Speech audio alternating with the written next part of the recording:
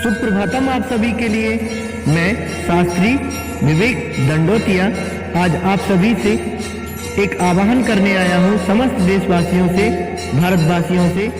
आप सभी को पता है कि मैं आपको संस्कृत पढ़ाता हूँ, पर मैं आज संस्कृत पढ़ाने नहीं बल्कि आपको संस्कृत और संस्कृति के विषय में कुछ बताने जा रहा हूँ। मित्रों, आप सभी जानते हैं कि हमारे भारत में ऐसे कई देवालय हैं, जैसा कि आप मेरे पीछे देख रहे हैं। यह श्री नीलकंठ महादेव जी का मंदिर है। यह उदयपुर में विदिशा नगर के समीप में ही उदयपुर एक गांव है मध्य प्रदेश में, वहां पर स्थित है। और आज मैं आपको बताना चाहता हूं कि इस देवालय में प्राचीन काल में कभी वेद पाठ होता था। मैंने जब यहाँ के पंडित जी से चर्चा की तो उन्होंने मुझे बताया कि पंडित जी, हमारी तो काफी इच्छा है कि यहाँ भी वेद विद्यालय और चलना चाहिए, और जिससे कि संस्कृत और संस्कृति की रक्षा हो सके। तो उन्होंने मुझसे कहा, जब मैंने आसपास के गांवों में जाकर इस विषय पे लोगों से चर्चा की, तब मुझे मालूम चला कि यहाँ के आसपास में भी कुछ ऐसे दानवीर हैं जिन्होंने अपनी भूमि का दान किया है और उन्होंने वेद विद्यालय खोलने के लिए अपनी भूमि का दान किया है।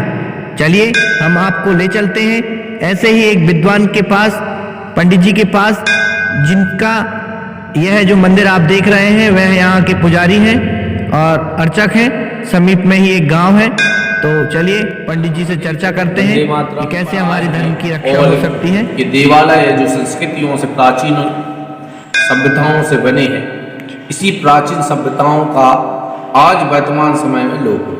जी पंडित जी, और हम आपसे यह भी जानना चाहेंगे कि ये जो देवालय है, ये देवालय कितना प्राचीन है, हमारे श्रोताओं को बताइए। इसका इतिहास ऐसा है कि इसका हमें तो ज्ञान नहीं है, लेकिन हम भी कई लोगों से सुनते हैं कि इसका एक ही रात में निर्माण हुआ था जी। और जो मिस्त्री बनाए थे उनने ये कहा था कि कोई प्रातःकाल चक्की वादन ना करे जी। जैसे उसने मंदिर निर्माण किया और कलश रख के नीचे उतरना चाहा जी, तो किसी ने चक्की वादन कह दी। पहले प्राचीन में चक्की आदियों से माता बहनें अपना आटा गेहूं आदि जो भी है उनको पीसती थी। तो वो मिस्त्री आज भी ऊपर ही वहीं का वहाँ पत्थर का हो चुका। ये 5 निर्माण बताते हैं कि यहाँ पर हैं 5 जो जी, देवपुर का और मुरादपुर का मंदिर है और नूरपुर का मंदिर है। यहाँ पर एक प्रसिद्ध हनुमान जी के भी मंदिर है और ये राधा कृष्ण का मंदिर ग्राम शेरवासा में है। श्री राम जानकी मंदिर जो खरेश्री महाराज जी ने आज से 70 साल पहले इसका निर्माण कराया था। ऐसे ही कई प्राचीन मंदिर हैं जिसकी संस्कृतियों से आज विलुप्तता हो रही है, क्योंकि जो संस्कृत है वो का कार्य है। संस्कृत जो भाषा है वो देववाणी है। देवता को ईश्वरपन, स्तुति, वंदन आदि अर्चन कार्य करते हैं, तो ईश्वर को उनसे बात करने का, अनुमोदन करने का अति शीघ्र लाभ मिलता है। जी जी। इसलिए संस्कृत भाषा का प्रचलित होना बहुत वर्तमान समय में जरूरी है। इसलिए हमारे जो बालक हैं, बालिका हैं, भ्राता, बंधु, बहनें जी, उन सभी को संस्कृत विद्यालय का एक अनुमोदन होना चाहिए। आपके क्षेत्र में हो जी, कोई भी उस संस्कृत भाषा का प्रचार करे जी, प्रसार करे, जिससे हमें संस्कृत का ज्ञान हो, हमारी संस्कृति का ज्ञान हो। जब हमें इस चीज का ज्ञान होगा तो हम उसका उत्थान कर पाएंगे जी, और जब हम उसका ज्ञान नहीं होगा तो उत्थान कैसे कर पाएंगे। इसलिए सर्वेषां जनानां जी संस्कृत भाषाएं अति आवश्यक, अति आवश्यक, सत्यम। तो आप सही बोल रहे हैं कि सभी लोगों के लिए संस्कृत का ज्ञान होना आवश्यक है। और साथ में आप जो देवालय है जहां हम अभी विराजमान हैं, इस देवालय का क्या इतिहास है हमारे देवालय परिसर के लिए? इस देवालय में ऐसा यही है कि जैसे ये मंदिर की जो निर्माण हुआ था, हमारे महाराज जी श्री हरेश्री बाबा जी जो प्राचीन थे, एक ही पैर पर खड़े रहते थे।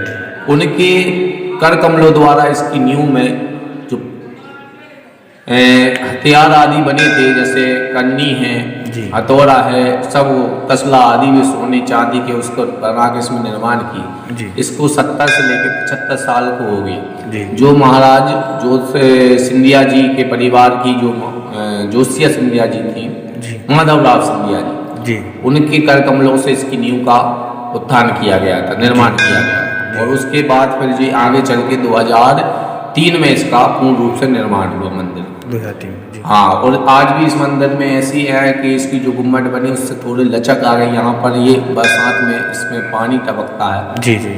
तो यही हमारा कहना है कि जो भी श्रद्धाबंधु है इसका उत्थान कर सकते हैं। यहाँ पर यज्ञशाला भी यज्ञ करो जी।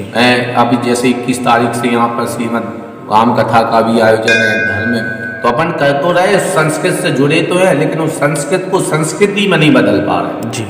उस संस्कार को नहीं ले पा रहे। आपने कह दिया हमने दान कर दिया जी। ये नहीं है, तन मन धन का होना चाहिए। जो तन भी अपन उसमें स्वीकार करें, मन भी और उसमें धन जी। भी, श्रद्धा अनुसार सभी को सहयोग करना होगा तभी संस्कार को आगे। लेकर चलना। जैसे आज जो संस्कार है वर्तमान में, किस बड़ों का किस प्रकार आदर करना और बच्चों से कितना कैसा प्रेम, सभी संस्कारों की जननी है। सभी संस्कारों की जननी संस्कृत भाषा। जी जी, बिल्कुल बिल्कुल बिल्कुल हाँ, सही कह रहे हैं। आपने पहले देखा संस्कृत का इतना पिछुभाव था जी। और ईश्वर आदि में जो भी कार्य करते थे अतिशय गुण में लाभांतर होती, इसलिए भविष्य की संस्कृत भाषाएं प्रचलित। सत्य। भविष्य स्वागत है बिल्कुल आपका। और आपके कहने का मंतव्य भी यही है कि संस्कृत से ही संस्कृति है जी, और संस्कृति से ही संस्कार, संस्कार है। बिल्कुल आपसे बहुत संस्कार ही से अपना उत्थान है। जी जी इस देह का, मन का, तन का, धन का, सबका उत्थान है आगे बढ़ने का। जी जी बिल्कुल बिल्कुल पंडित जी, आपसे मिलकर बहुत अच्छा लगा और सभी का मैं धन्यवाद देना चाहूँगा। आपका भी धन्यवाद देना चाहूँगा कि आप हमारे चैनल में आए और आपने हमारे दर्शकों से अपने मंतव्य रखे। इसके लिए बहुत बहुत आपको पुनराभार, धन्यवाद। आगे चलकर मैंने और लोगों से बात की तो मुझे मालूम चला कि यहाँ पर एक संस्कृत विद्यालय बनने वाला है और जिन्होंने उस भूमि को दान किया है संस्कृत विद्यालय के लिए, चलिए सीधा मैं उनके पास ले चलता हूँ। ऐसे ही दानवीर से हम बात करते हैं। चलिए अब मैं आपको वो स्थान दिखाता हूँ जहाँ पर संस्कृत विद्यालय बनने वाला है। संस्कृत और संस्कृति के लिए बहुत अच्छा। कौन सा गांव है ये? शेरबासा जी, शेरबासा। स्वागत है आपका हमारे संस्कृत भारत चैनल में और आपसे चर्चा करना चाहेंगे कि संस्कृत और संस्कृति के लिए आपने बहुत ही अच्छा उत्थान कार्य किया, तो आप अपना मंतव्य प्रस्तुत करें। मैं पंडित जगदीश त्रिपाठी यहाँ प्रिया कुंज के नाम से एक आश्रम का निर्माण करवा रहा हूँ। मैं क्या करवा रहा हूँ, निर्माण हो रहा है और उसमें मैं शायद कोई भागीदार हूँ, ऐसा नहीं, प्रतिनिधित्व मेरा है। भगवान की कुछ कृपा है या लोगों का वो है कि आप खड़े हो जाइए, बाकी सब हो रहा है।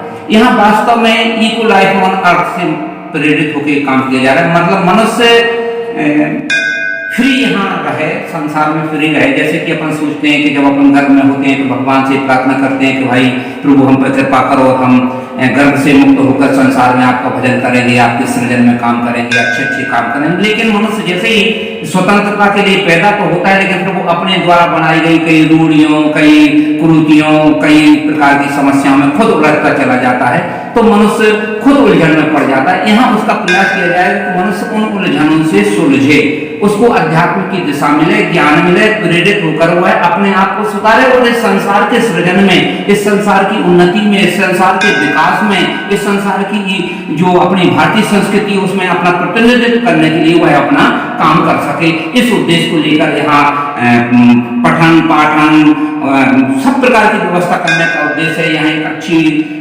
लाइब्रेरी का भी विचार है। यहाँ ऐसा है कि अध्यात्म केंद्र बनाने का विचार है कि कुछ अध्यात्म केंद्र, उसमें संस्कृत विद्यार्थियों को, बैठकों को रहने आदि की भी व्यवस्था हो सकता है। आगे ऐसी संभावना चल रही है, कुछ लोग प्रयास कर रहे हैं, स्वयंसेवी लोग, तो ऐसा अगर हो जाता है तो वो भी सब यहाँ व्यवस्थाएं की जाएंगी। और यहाँ किसी प्रकार की कोई शुल्क या किसी उसका हम लोगों ने कोई प्रावधान नहीं रखा है। संपूर्ण व्यवस्था एक ऐसी संचालित होगी जैसे कुछ लोग अपने आप ही संचालित करेंगे, उसमें सबका सहयोग होगा। कोई छोटा और बड़े से मतलब होगा, जिसका जो सामर्थ्य होगा, कोई वाणी से, कोई कर्म से, जो यहाँ रहेगा अगर वो पौधों की बुराई करके उसमें खाद पानी डालता है तो ये भी उसका कर्म हो जाएगा, ये भी उसका बहुत बड़ा योगदान हो जाएगा। इस प्रकार से पूरी व्यवस्था को यहाँ संचालित किए जाने का प्रयास किया जा रहा है। बहुत बहुत स्वागत है आपका। बिल्कुल आपकी जो है सराहनीय पहल है और इस पहल में आपका एक बहुत बड़ा योगदान है। हमें आपसे काफी मिलकर प्रसन्नता हुई कि आप हमारे चैनल पर आए और आपका धन्यवाद एक बार पुनः आभार। आप समस्त भारतवासियों से भी मैं पुनः आह्वान करना चाहूँगा कि आप समस्त भारतवासी आगे आकर तन मन धन से इन देवालयों का सहयोग करें और देवालयों की रक्षा करें, आगे आएं, क्योंकि यदि आज आप आगे नहीं आए तो आपकी आने वाली जो पीढ़ी होगी वह हमारी संस्कृति को नहीं जान सकेगी, हमारी संस्कृत को नहीं जान सकेगी। और संस्कृत को जब ही जान सकते हैं जब पहले हम अपनी संस्कृति को जानेंगे। तो याद रखिए, आप समस्त भारतवासियों से मेरा अनुरोध है, विनम्र निवेदन है, करबद्ध प्रार्थना है कि आप समस्त भारतवासी हमारी भारतीय संस्कृति की रक्षा करें, क्योंकि संस्कृति के आश्रित है। अगर हमारी संस्कृति नष्ट हो जाएगी तो संस्कृत का कोई महत्व नहीं रहेगा। इसलिए आप सभी से मैं पुनः आह्वान करना चाहूँगा कि जो भी समर्थवान लोग हैं, चाहे वह तन से हो या धन से हो या मन से हो, आप अपना सहयोग कीजिए। इन देवालयों में आकर पुनः धर्म की स्थापना हेतु अपना सहयोग दें और अपने बच्चों को संस्कृत पढ़ाएं और संस्कृति के विषय में बताएं। संस्कृत में एक सूक्ति आती है, धर्मो रक्षति रक्षितः। आप धर्म की रक्षा करते हैं तो धर्म आपकी रक्षा करता है। इन्हीं विचारों के साथ मैं अपनी बात को विराम देता हूं। साथ में आप सभी के उज्जवल भविष्य की कामना करता हूं। आप समस्त भारतवासी स्वस्थ रहें, अपना ध्यान रखें। जय हिंद, जय भारत, वंदे मातरम।